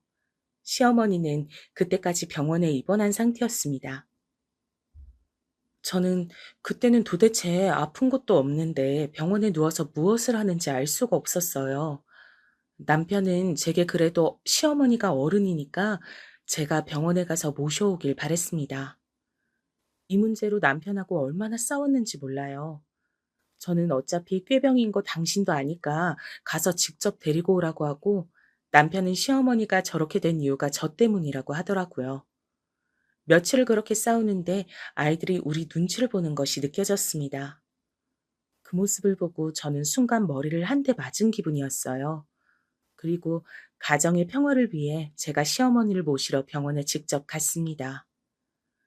병실에 누워있던 시어머니는 저를 보더니 이겼다는 표정을 짓더라고요. 그 모습을 보고 너무 유치하다는 생각이 들었습니다.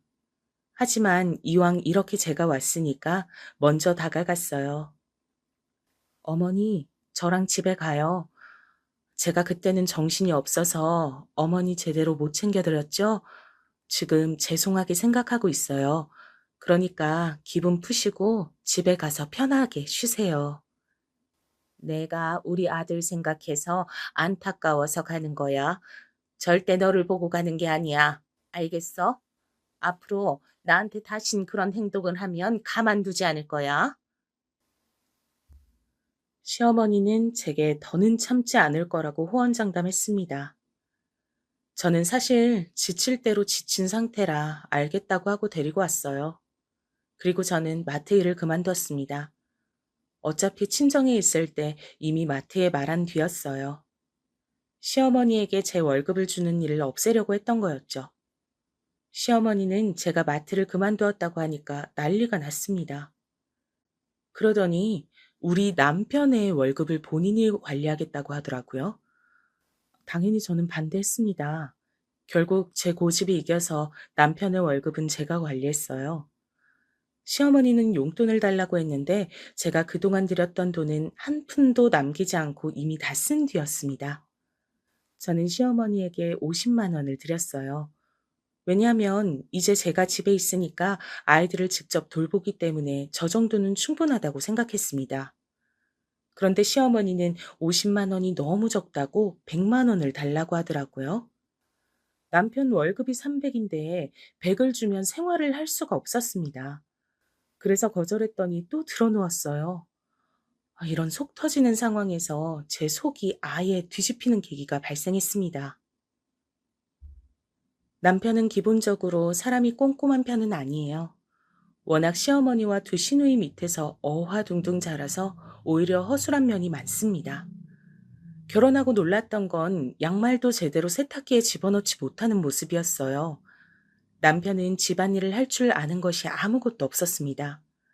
그래서 늘 옷의 빨래나 세탁도 제가 해줘야 했고 와이셔츠도 제가 다려주었어요. 어느 날 저는 그날도 시어머니와 아침부터 한바탕 하고 지친 상태로 남편의 셔츠를 빨래하려고 준비하고 있었어요. 그런데 남편의 셔츠에서 이상한 향수 냄새가 나더라고요. 제가 아는 남편은 결혼하고 한 번도 향수를 뿌렸던 적이 없습니다. 우리 집엔 향수를 뿌리는 사람 자체가 없었어요. 제가 워낙 인공적인 향을 싫어하기도 했고, 남편은 향수가 있어도 까먹고 뿌릴 사람이 아니었습니다. 그런데 누가 맡아도 여자 향수인 그런 향수가 셔츠에서 나더라고요. 순간 묘한 생각이 들었습니다. 그리고 여자의 촉이라고 하죠. 그제야 남편의 수상한 행동들이 눈에 띄었어요. 남편이 양복점을 접고 새로 취직한 회사는 중소기업이었고 직원들끼리 회식이 아주 많은 곳이었어요. 그래서 회식하고 술에 취해 들어오는 날이 많았습니다. 그런 남편이 아예 정신을 차리지 못하면 제가 직접 데리러 간 적도 꽤 있어요. 그래서 남편의 회사 사람들과 안면을 어느 정도 튼 상태였습니다. 그런데 얼마 전부터 묘하게 남편은 회식 자리를 알려주지 않았어요. 제가 데리러 간다고 해도 끝내 거절하더라고요. 원래는 제가 택시를 타고 데리러 가면 되게 좋아했는데 어느 순간 거절하길래 편하면서도 의아한 마음이 있었거든요. 혹시 회식이라고 말하고 뒤에서 무슨 짓을 하는 건 아닌가 생각 들었습니다. 그리고 이상한 점은 하나 더 있었어요. 남편의 회사는 제가 알기로 주말 출근이 없는 회사였거든요. 제게 취업할 때 절대 주말에 출근하는 일은 없을 거라고 했습니다. 그리고 실제로 몇 년 동안은 야근이나 주말 출근이 없었어요. 그런데 얼마 전부턴 주말에 회사를 나가는 경우가 많이 생겼습니다. 제가 셔츠에서 향수를 맡은 그날도 주말에 일하러 출근한다고 하더라고요. 당신 회사가 이렇게 주말에 일할 게 많은 회사였어? 아니잖아. 당신이 제일 중요하게 여긴 것이 주말 출근 안 하는 거 아니었어? 당신 요즘 왜 이렇게 회사 자주 나가? 야근도 자주 하고 집에 잘 안 오잖아. 주말에 애들하고 놀아주기도 하고 그래야지. 나도 당연히 주말엔 당신하고 애들 데리고 좋은 데 가고 싶지. 아, 근데 곧 승진을 앞두고 있어서 이렇게 주말에 가서 일해야 회사에서도 좋게 보더라고. 이게 다 우리 가족을 위한 일이니까 당신이 이해해줘. 알겠지? 고마워. 남편의 주말 출근은 그 이후에도 계속해서 이어졌어요. 순간 한 번 의심하니까 그 의심은 날이 갈수록 커져갔습니다. 결국 저는 나를 잡고 미행을 하게 되었어요. 그날도 남편은 회식이라고 제게 말했습니다. 회식 장소가 어디냐고 했더니 신경 쓰지 말라고 먼저 자라고 하더라고요. 술에 취한 남편이 걱정되어 데리러 간다고 했더니 끝까지 장소를 말하지 않았습니다. 저는 일단 평소처럼 알겠다고 하고 기다렸어요. 그리고 남편의 회사 동료 중 제가 아는 사람에게 전화를 걸었습니다. 회식을 어디서 하고 있냐고 했더니 그 동료가 뭐라고 했는지 아세요? 오늘은 회식 날짜가 아니라고 했습니다. 제가 남편이 회식하느라 안 들어온다고 했더니 본인이 더 당황하더라고요. 저는 그 동료의 말을 듣고 어느 정도 확신했습니다. 그래서 무작정 남편의 회사로 향했어요. 회사로 가면서 심장이 쿵쿵 거리면서 뛰었습니다. 최대한 침착함을 유지하려고 애썼어요. 마침내 남편의 회사에 도착해서 안으로 들어갔습니다. 문이 닫혀 있으면 어떡하나 걱정했는데 다행히 열려 있고요. 손이 덜덜 떨려서 심호흡을 크게 하면서 올라갔습니다. 그리고 남편의 사무실 앞에 섰는데 굳이 안으로 들어가지 않아도 남편이 보였어요. 여러분, 그리고 제가 뭘 발견했는지 아세요? 저는 아직도 이날을 생각하면 가슴이 뛰고는 합니다. 남편은 저보다 어려 보이는 어떤 여자와 웃고 있었어요. 딱 봐도 저보다 어렸고 예쁘더라고요. 그냥 회사 동료일 수도 있다고 혼자 생각하며 들어가려는 그 순간이었습니다. 갑자기 남편과 그 여자가 서로 입을 맞대더라고요. 그걸 제 눈으로 본 이상 더 볼 것도 없었어요. 그래도 증거를 남겨놔야 한다는 생각에 핸드폰을 들어 찍었습니다. 둘은 제가 온 줄도 모르고 둘만의 세상에 빠져 있었고요. 저 혼자 바보가 된 기분이 들었습니다. 시댁에서 시어머니를 모시고 살면서 혼자 아이들을 키우는 그 고생이 물거품이 된 거였어요. 순간 신혼 때부터 일어났던 모든 일이 생각나기 시작했습니다. 서러웠고 배신감이 느껴졌어요. 다른 사람도 아니고 남편이 외도로 바람이 날 줄은 몰랐습니다. 제가 그 남녀를 보면서 배신감에 몸을 부들거리고 있자 여자가 먼저 절 발견했어요. 사실 저는 남편의 회사 동료를 꽤 많이 한다고 했잖아요. 그런데 그 여잔 그날 처음 보는 사람이었어요. 그래서 회사 사람인지 아닌지도 몰랐습니다. 여자가 저를 보고 눈을 동그랗게 뜨자 남편이 저를 바라봤어요. 남편이 저를 보더니 얼굴이 사색이 되어선 그대로 밖으로 나오더라고요. 여보, 여긴 무슨 일이야? 아니, 이렇게 갑자기 찾아오면 어떡해? 너무 당황스럽네. 혹시 오해한 건 아니지? 아니, 그래도 회사에 오는 거면 미리 말을 해야지. 당신 이런 사람이야? 야, 다 봤어. 이미 나는 저 여자랑 네가 입맛대는 거 다 봤다고. 저 여잔 누구야? 지금 빨리 말해. 더 험한 꼴 보기 전에 사실대로 말해. 남편은 제가 다 봤다고 하자 난감한 표정을 지었습니다. 그러자 저 여자가 우릴 향해 걸어왔어요. 저는 그 여자에게 당신은 누군데 유부남하고 이러고 있냐고 물었죠. 그런데 여러분, 저 여자의 정체가 뭐였는지 아세요? 여자는 남편처럼 당황한 표정도 아니었습니다. 오히려 너무나도 당당한 표정으로 제게 말했어요. 자기가 이 회사 사장의 딸이라고 하더라고요. 그걸 듣자 허탈한 웃음이 나왔습니다. 돈을 좋아하는 남편은 회장 딸하고 바람이 난 거였어요. 제가 이 사람이 유부남인 걸 알고 있냐고 하자 이미 알고 있다고 웃더라고요. 저는 그 모습을 보며 당장 둘을 그 자리에서 죽이고 싶었습니다. 도대체 무슨 정신으로 집에 왔는지 기억도 나질 않아요. 그저 이 세상에서 사라지고 싶었습니다. 더 웃겼던 건 남편의 태도였어요. 남편은 그 당시엔 당황한 표정으로 오해라고 하더니 상간녀와 무슨 말을 했던 건지 갑자기 당당하게 이혼 요구를 하더라고요. 처음에는 그냥 곱게 이혼해 주려고 했는데 생각해 보니까 억울했습니다. 제가 왜 상간녀와 남편이 원하는 대로 해줘야 하는지 모르겠더라고요. 만약 이혼하면 둘은 저 없이 행복하게 살 거잖아요? 저는 그건 도저히 두고 볼 수가 없더라고요. 그래서 이혼은 절대 안 해줄 거고 법원에 가서 싸우자고 했습니다. 제가 무작정 절대 못한다고 드러눕자 이번엔 누가 나섰는 줄 아세요? 저랑 그렇게 사이가 좋지 않았던 시어머니였습니다. 시어머니는 며느리였던 절 아주 싫어했잖아요. 근데 남편이 회사 사장의 딸과 바람이 났다고 하니까 오히려 좋아했어요. 정상적인 사람이라면 본인 아들이 조강지철 버리고 딴 여자와 바람이 났다면 그 아들에게 뭐라고 해야 하는 거 아닌가요? 여러분, 저만 그렇게 생각하는 건가요? 말씀해 주세요. 시어머니는 상간녀를 대놓고 반겼어요. 상간녀는 저처럼 시어머니에게 대들지도 않고 남편을 조용히 내조할 거라고 믿더라고요. 심지어 우리 아이들에게 새로운 엄마가 될 사람은 부자라고 했답니다. 저는 남편과 시어머니는 꼴도 보기 싫었고 없는 정도 다 떨어진 상태였어요. 그런데 우리 아이들은 무조건 제가 데리고 갈 예정이었죠. 시어머니는 그러자 손자인 우리 아들은 놓고 가라고 하더라고요.